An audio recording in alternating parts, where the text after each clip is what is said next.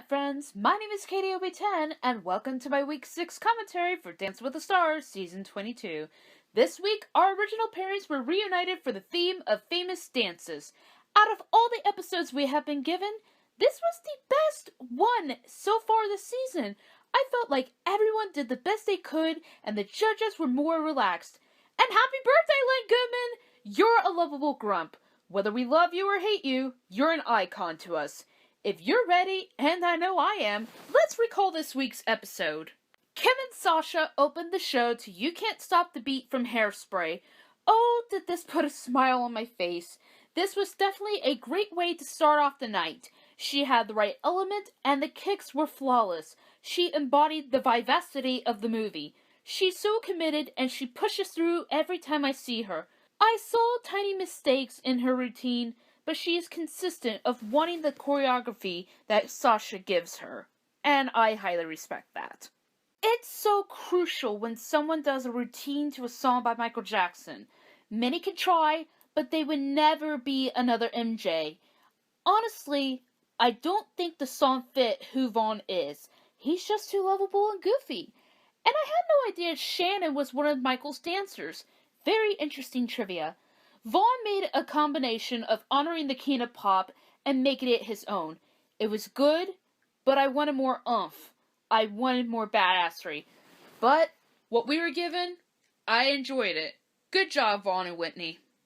Jodie was on top of the world last week, and it was almost gone completely when she hurt her foot. I was so fucking nervous for her.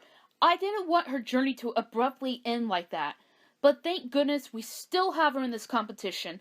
I think everyone is seeing not just Jodie, but Keo in a new light. There was an aha moment, and something clicked, and their contemporary paid off. Their chemistry was perfect, their angst was something out of this world. They are showing everyone what they are capable of, and if they play their cards right, they just might come under the rug and snag a spot in the finale. Oh, behave. Paige and Mark were cheesy and cheeky to commemorate Austin Powers, and it's always in Mark Ballas fashion for him to go all out in his costume choices. I was dying of laughter when I saw him head to toe. Watching their jazz was so much fun. I wanted it to keep on going. I loved hearing Carrie Ann recall her role as Fook Yu and the work of the choreographer of the movie. Mark was committed to the details of the routine. Paige delivered it flawlessly, and birthday boy Len gave it a 10. What more could you want? I was very happy. Hey, DeMarco! He was too damn smooth and dashing, but this wasn't my favorite dance of his. Let me explain.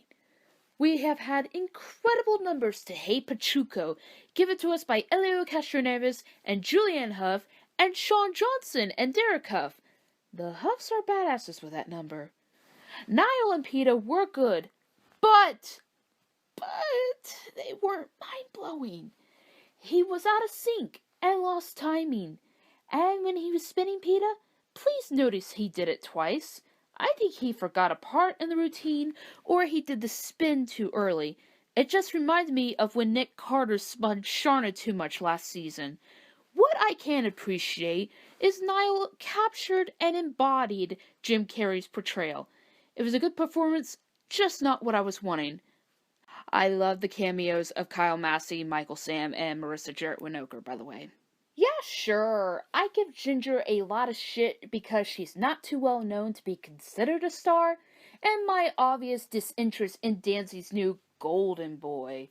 However, this was the first time I saw her differently. She wasn't trying too much and felt comfortable doing the dance.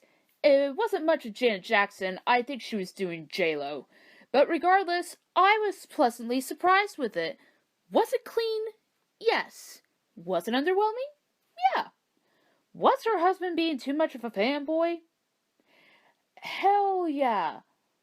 Was this a routine, though, that I actually liked from Ginger? Yeah. I think we can all agree that she finally got fair scores, and she was indeed better in dancing to Nasty than a certain partner of Mark Ballas's from 2 years ago. Well. Looks like Flutie found his element in Bollywood, and I honestly thought they were fucked, considering Karina had never done it before. But for a first time, I thought it was entertaining. It was a breath of fresh air. I don't think we were expecting it. Doc wasn't too much in his head, and he actually had fun, which is always a good thing. I felt like he was finally dancing. The song was too damn catchy, and the scores were fair. Great job, Flutie.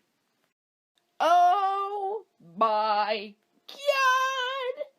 I have been fucking waiting for years for someone, anyone, to do a song by NSYNC. And we finally got it. Wanye and Lindsay got to do a jazz to Bye Bye Bye for the 2000 VMAs, and it was one of the greatest things I've ever watched! They paid tribute, yet made it their own. Lance Bass was tame, but Joey Fatone was so damn comical. I wanted a comeback from Wanye, and I certainly got that. To date, I think this is one of his best performances ever. I just speechless. I'm emotional. I am such a fangirl.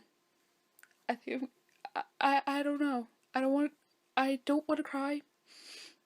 I gotta get through this show, this review.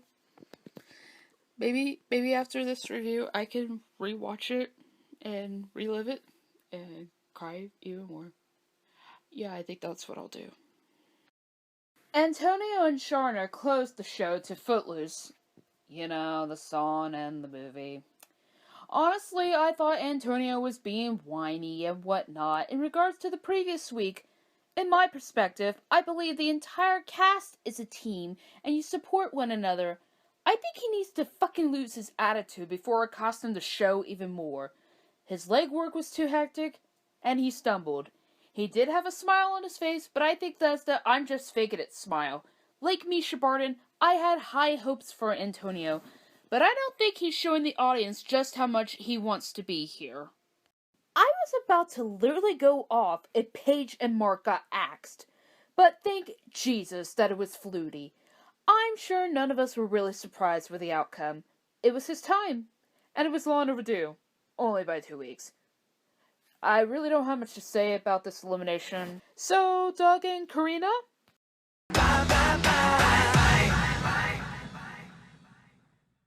Next week is Icons Night. Isn't that basically the same concept as this week's theme? Whatever. I want someone to do a tribute to Prince. I'll pay anyone $10 to do this shit. It's important you vote because next Monday night, now listen up, stars, listen up. Next Monday night, there will be a double elimination. Oh, fuck. Double eliminations make me nervous as shit, and I never look forward to that. Honestly, I think the people who are in danger are Kim, Ginger, Vaughn, and Antonio. But it can go either way. It's anyone's game to lose. We are getting down to the nitty-gritty, and it's just so hard when we have really damn good contenders left, and someone has to be eliminated every week until we have a winner. And you can catch me cringing on Twitter every week. But I'm going to be real with you guys. I'm going to be extremely exhausted, most likely, with this weekend being Comic-Con. So, yeah, bear with me next week. So sound off in the comments below. Who were your favorites? Who were your least favorites? Was this week everything you wanted, or were you wanting more? If you guys enjoyed this week's review, don't hesitate to give it a thumbs up. And if you're new to my channel and want to see me talk about the show as we get into the final weeks, don't be a stranger. You're welcome to subscribe. Until next time, take care, everybody.